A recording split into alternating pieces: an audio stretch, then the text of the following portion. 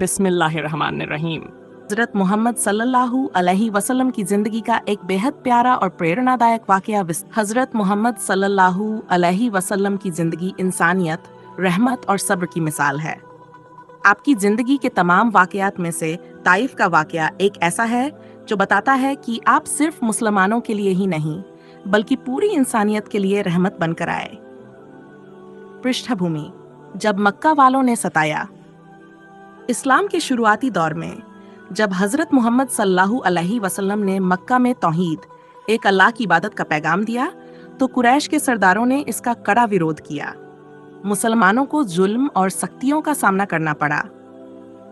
रसूलुल्लाह सल्लल्लाहु अलैहि वसल्लम पर तरह तरह के अत्याचार किए गए, उन्हें गालियां दी गईं, पत्थर मारे गए और यहाँ तक कि आपके चाचा अबू तालिब और बीवी हज़रत खदीजा रज़ियल्लाहु अन्हा की वफ़ात के बाद आपको और ज़्यादा सताया जाने लगा।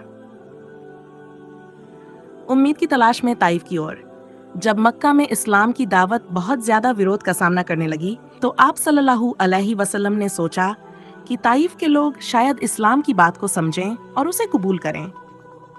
ताइफ मक्का से लगभग 27 किलोमीटर दूर एक खूबसूरत शहर था, जहां बनी सकीफ नामी कबीला बसता था। आप अपने गोले बालक हज़रत बिन हारिसा रज़ियल्लाहु अन्हु को साथ लेकर ताइफ पहुंचे।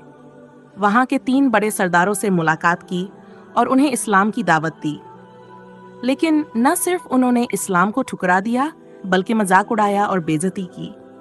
उन्होंने शहर के आवाम और बच्चों को उकसाया कि रसूलुल्लाह सल्लल्लाहु अलैहि वसल्लम को पत्थर मारे और शहर से निकाल दें। पत्थरों से लहूलुहान आप पर चारों तरफ से पत्थर फेंके गए। बच्चे और नौजवान पीछा करते रहे और पत्थर मारते रहे। आप भागते रहे और जख्मी होते रहे, यहाँ तक कि आपके जूते खून से भर गए। हज़रत ज़ैद बिन हारिसा ने अपनी जान की परवाह किए बिना आपकी हिफाजत, लेकिन वो भी जख्मी हो गए। कई मील तक इस जुल्म को झेलते हुए आप एक बाग में जाकर ठहरे। ये बाग 2 मक्की सरदारों उतबा और शैबा का था। अल्लाह की रहमत से उनका दिल थोड़ा नरम हुआ और उन्होंने अपने गुलाम के हाथों कुछ अंगूर भेजे।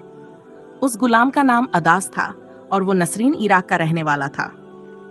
दुआ की मिसाल: उस समय रसूलुल्लाह सल्लल्लाहु अलैहि वसल्लम ने जो दुआ की वह आपकी रहमत और सब्र का सबूत है।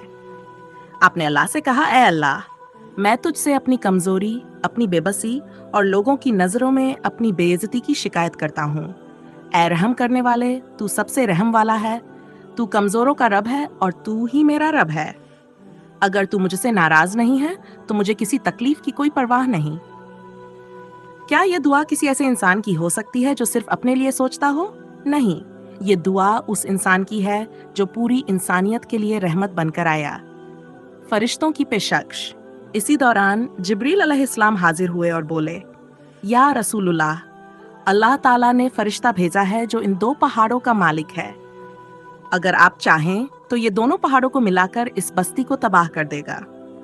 आप सल्लल्लाहु अलैहि वसल्लम ने फरमाया, नहीं, बल्कि मुझे उम्मीद है कि अल्लाह इनकी नस्लों में ऐसे लोग पैदा करेगा जो तौहीद पर ईमान लाएंगे और सिर्फ अल्लाह की इबादत करेंगे।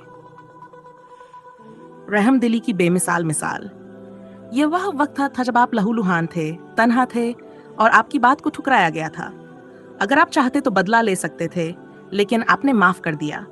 बदले में बदला नहीं, बल्कि हिदायत की दुआ की। यह वाकया बताता है कि इस्लाम की नींव नफरत और जुल्म पर नहीं, बल्कि मोहब्बत, सब्र और रहमत पर रखी गई है। हज़रत मोहम्मद सल्लल्लाहु अलैहि वसल्लम की यह अजीम मिसाल हमें सिखाती है कि जब जुल्म और तकलीफ मिले तो बदला लेने के बजाय माफ करना और दुआ देना ज़्यादा बड़ा काम है। इस वाकये से मिलने वाले सबक: 1. सब्र और इस्तिकामत: हर मुश्किल घड़ी में आपने सब्र किया, हार नहीं मानी।